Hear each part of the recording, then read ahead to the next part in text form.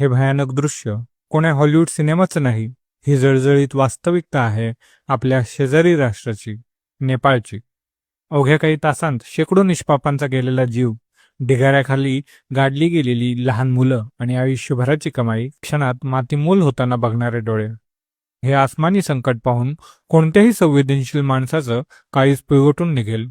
आज एक शेजारी राष्ट्र म्हणून आपल्या प्रत्येकाचं मन त्या निष्पाप लोकांसाठी हळहळतंय. पण हे फक्त सीमेपलीकडे घडतंय म्हणून आपल्याला निवांत राहता येणार नाही, कारण निसर्गाला कुठल्याही राजकीय सीमा समजत नाहीत. ज्या नाजूक हिमालयाच्या कुशीत नेपाळ वसले त्याच भूगर्भावर भारताचीही उत्तर सीमा उभी आहे. नेपाळमधील नद्या जेव्हा उग्र होतात तेव्हा आपल्या बिहार आणि उत्तर प्रदेशातल्या लाखो हेक्टर शेतीला आणि खेड्यांना त्याचा थेट फटका बसतो.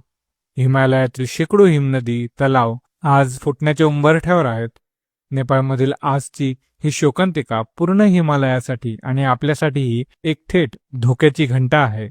नक्कीच याला ढगफुटी आणि हवामान बदल जबाबदार आहेत, पण निसर्गाच्या नावाखाली माणसाच्या तत्कालीन हव्यासाकडे कानाडोळा करून चालणार नाही. हिमालयाची पेलण्याची क्षमता संपलेली असताना आपण नद्यांची नैसर्गिक पात्र अडवून सिमेंटची जंगलं उभी करतोय. टेकड्या कापून अंधाधुंद बांधकामे करतोय. विकासात आणि विनाशात एक स्पष्ट फरक असतो. निसर्गाशी समतोल साधून होतो तो विकास, आणि निसर्गाची तोडमोड करून उभा राहतो तो निव्वळ विनाश. सिमेंटच्या जोरावर निसर्गावर विजय मिळवण्याचा हा भ्रम माणूस जितक्या लवकर सोडेल तितकं बरं.